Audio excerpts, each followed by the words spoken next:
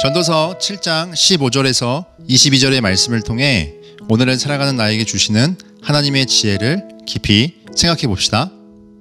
내 허무한 날을 사는 동안 내가 그 모든 일을 살펴보았더니 자기의 의로움에도 불구하고 멸망하는 의인이 있고 자기의 악행에도 불구하고 장수하는 악인이 있으니 지나치게 의인이 되지도 말며 지나치게 지혜자도 되지 말라. 어찌하여 스스로 패망하게 하겠느냐. 지나치게 악인이 되지도 말며 지나치게 우매한 자도 되지 말라.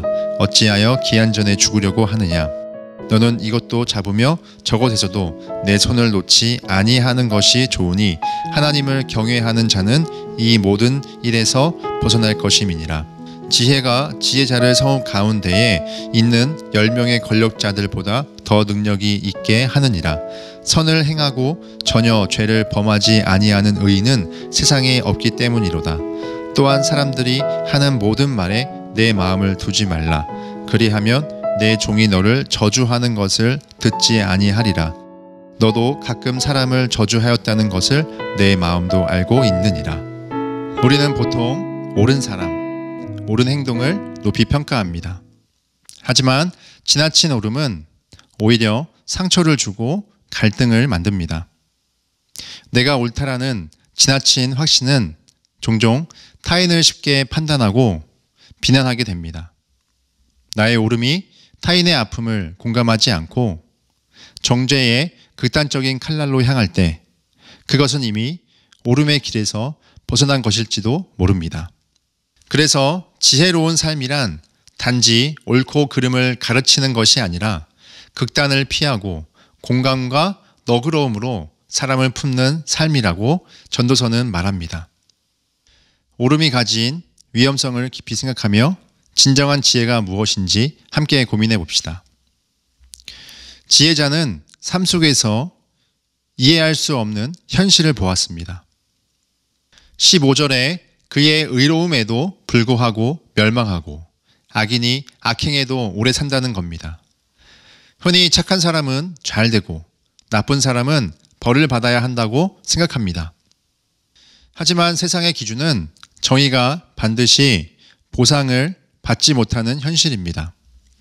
실상은 옳음이 항상 보상을 받지 못하고 불의가 즉각적으로 심판받지도 않습니다.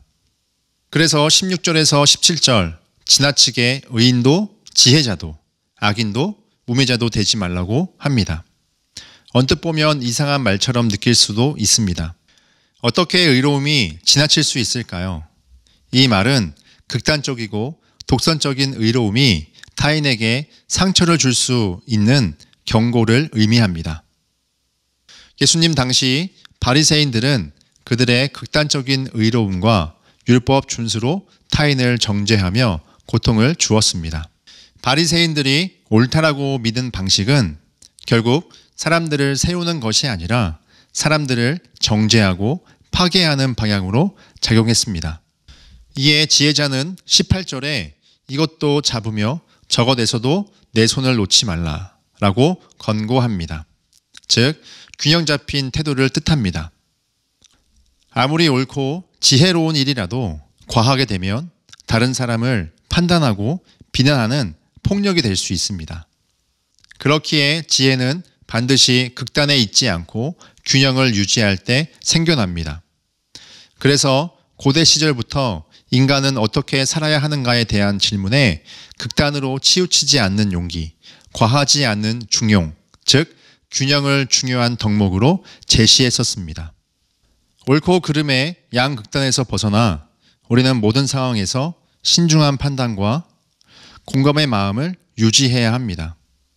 지혜의 목적은 타인을 이해하고 품으며 세워주는 것입니다.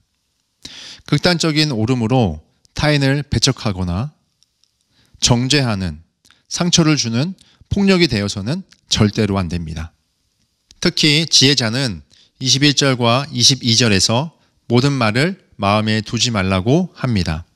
사람들은 쉽게 남의 말에 상처받으면서도 정작 자신도 다른 사람에 대해 부정적으로 말한 적이 있음을 망각합니다. 이 말씀은 우리 자신을 객관적으로 바라보며 타인의 말과 행동에 대해 너그럽게 대할 필요가 있음을 강조합니다. 우리가 가진 오름의 잣대를 다른 사람에게 쉽게 들이대지 말고 상대방의 입장과 상황에 공감하는 마음을 가지라는 겁니다. 우리가 항상 오를 수는 없습니다. 또한 나의 오름이 타인에게 언제나 옳은 것도 아닙니다. 그러므로 우리가 추구해야 할 것은 지나친 의로움이나 지나친 지혜가 아니라 공감하고 이해하는 균형 있는 삶의 태도입니다. 여러분, 최근 우리 사회에서는 정의라는 이름 아래 누군가를 비난하고 배제하는 문화가 강해졌습니다. SNS나 댓글 문화를 통해 누군가의 실수나 잘못을 극도로 비난하며 옳음을 주장하는 문화가 팽배합니다. 그래서 악플로 인해 고통받는 사람들이 많아진 현실입니다. 이때 우리는 옳고 그름을 가르는 것이 아니라 타인의 아픔을 함께 공감하며 이해하는 지혜를 나타내야 합니다. 즉, 잘못은 명백하게 인정하되 옳음은 반드시 사람을 세우는 치유하는 힘이어야지 타인을 정죄하고 상처 주는 무기로 사용해서는 안 됩니다. 성경은 끊임없이 우리에게 타인을 정죄하지 말고 용서하며 품으라고 가르칩니다. 옳음의 무게보다는 공감과 이해의 온기를 가지는 것이 그리스도인의 성숙이자 진정한 지혜입니다. 말씀을 적용해 봅시다. 첫째, SNS에 따뜻한 댓글을 달아봅시다. 우리가 사는 현실 공간뿐만이 아니라 온라인 공간에서도 우리는 사람을 살리는 말을 해야 합니다. 보이지 않는다고 해서 똑같이 부정하고 비난하는 글을 쓰기보다 공감하고 위로의 메시지를 적극적으로 남기는 훈련을 해봅시다. 둘째, 나도 그랬지 노트를 만들어서 작성해 봅시다. 다른 사람의 실수나 허물을 보면 누구나 비판하고 싶은 마음이 듭니다. 그때 내가 했던 과거의 실수나 실언을 기억하고 기록함으로 타인을 더 너그럽게 대할 수 있는 힘을 기를 수 있습니다. 사람은 누구나 실수하기에 타인의 실수를 통해 떠오르는 나의 실수를 기록함으로 교만을 누그러뜨리며 너그럽게 대하는 공감을 배워봅시다.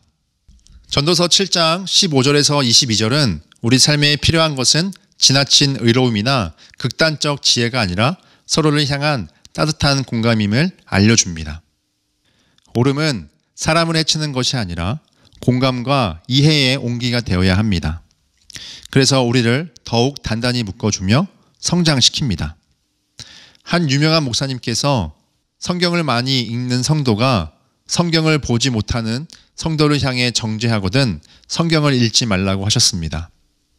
새벽 예배에 나와서 기도를 많이 하는 성도를 향해 기도하지 않는 성도를 정죄하거든 기도하지 말라고 했던 예화가 생각납니다. 왜냐하면 그 사람을 정죄하기 때문입니다. 맞는 말이지만 옳은 소리로 정죄하기보다는 타인의 부족한 여백에 대해서 공감을 가지는 것이 신앙이 갖춰야 할 성품이 아닐까요?